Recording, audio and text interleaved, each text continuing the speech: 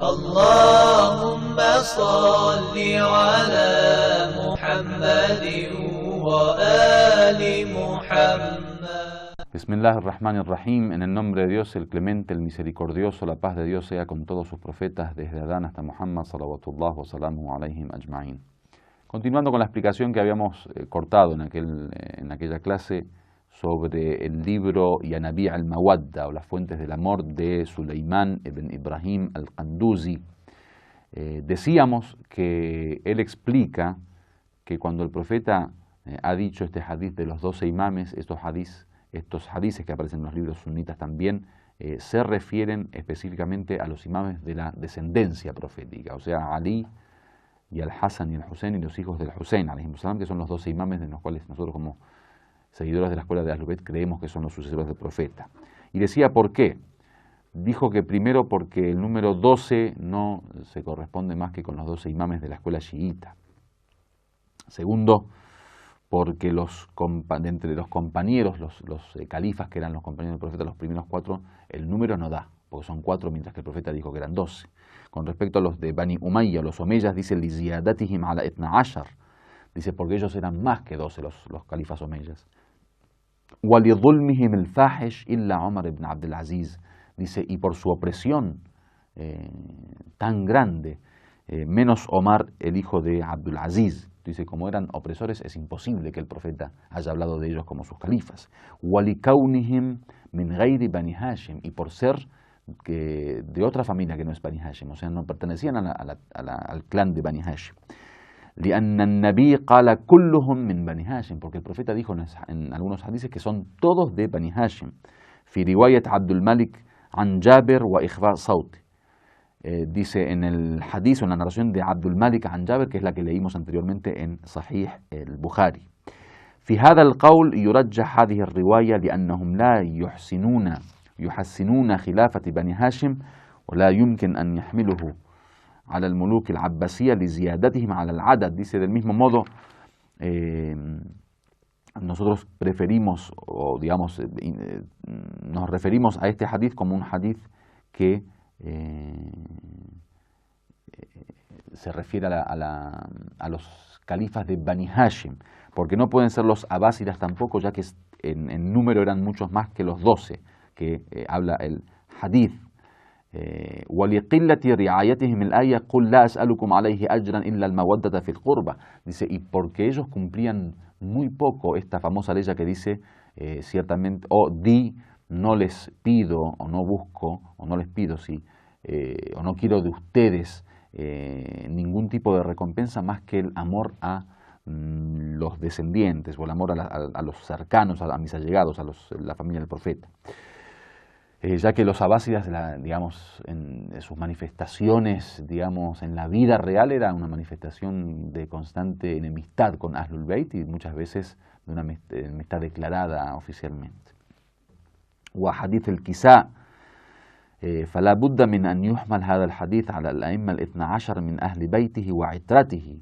Dice, ni tampoco cumplían con el hadith del Kisá, o sea, con las condiciones del hadith del Kisá, que es el hadith famoso del manto, cuando el profeta puso debajo de su manto a Ali, Fátima, el Hassan y el Hussein, y les pidió a Dios, hizo la súplica famosa de que los purifique de cualquier tipo de impureza.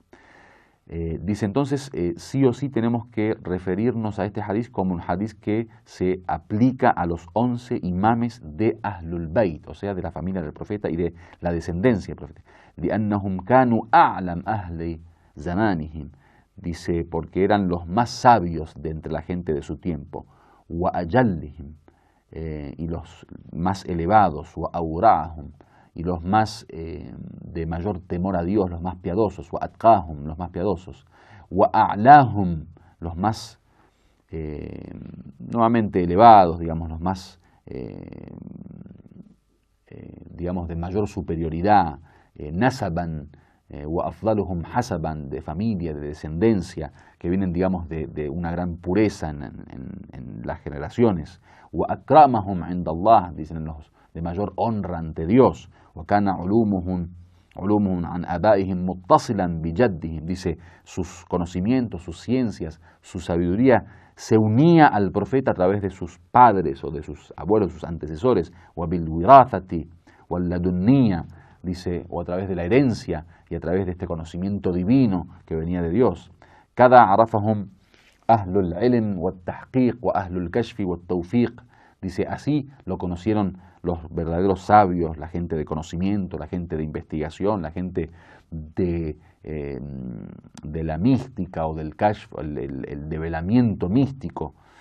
ويؤيد هذا المعنى أي أن مراد النبي الأئمة الاثنى عشر من أهل بيته ويشهده ويرجحه حديث الثقلين, dice, y además apoya esta visión de que los imames, estos 12 imames, son la gente de la casa profética, de la descendencia profética, el hadith de Thaqalain, ese famoso hadith de las dos preciosas joyas, estas dos cuestiones importantes que dejó el profeta. Cuando leímos el hadith del Ghadir, si recuerdan, dijo el profeta que dejo entre vosotros dos cosas, el Corán y mi descendencia.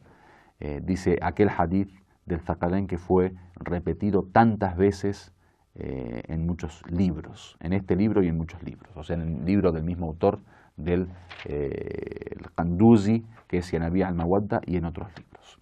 Entonces, queda claro que si nosotros estudiamos y analizamos el contenido de los hadices que hablan sobre los califas después del profeta, como dijimos, y para hacer un resumen y terminar con esto, el profeta dijo que los califas después de él serán 12. Si uno lee los libros de historia de cualquier escuela, que no sea la escuela chiita, que considera que la historia, digamos, debería haberse desarrollado a través de la descendencia profética, uno lee la historia del Islam normal, digamos, una historia, cualquier libro de historia que ustedes lean, ven que los califas, bueno, los primeros 4 entre los compañeros eran 4 califas, o sea que no estaba digamos, en concordancia con los 12. Si leemos la historia después del califato de estos 4 califas, entonces comienza la historia de los omeyas, que también eran muchísimos más que los 12 califas que aparecen en los hadices, y finalmente la historia de los abásidas. Es decir, que en ningún sentido los hechos históricos, como se desarrollaron en la realidad islámica, digamos, de este proceso histórico del Islam, están conformes o están en concordancia o están de acuerdo con el contenido de estos hadices. Más allá de que nosotros también tenemos que tener en cuenta el tema de el estatus y la posición del califa, que para nosotros no puede ser una persona simplemente por el hecho de estar en el mambar del profeta, en el púlpito del profeta, o de rezar como imam en la mezquita del profeta, o de dirigir a la comunidad islámica, sea califa. O sea, digo, lo que ocurre de hecho no siempre está de acuerdo con lo que debería ocurrir de derecho.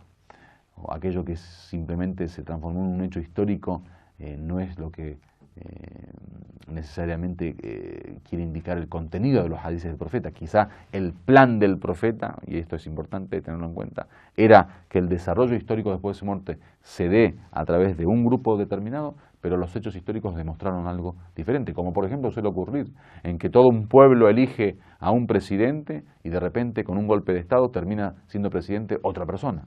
O por ejemplo que un pueblo elige a un presidente a través de elecciones democráticas y que después finalmente no se aceptan los resultados y se le hace un golpe de Estado o cualquier otro tipo de acción para no permitir que gobierne, como ha ocurrido en muchísimos de nuestros países en América Latina en algún momento. Entonces lo que queremos decir es que el contenido de estos hadices están conformes con la versión de Ahlul Bayt acerca de los califas o los imames después del profeta. Walhamdulillahi Rabbil Alamin.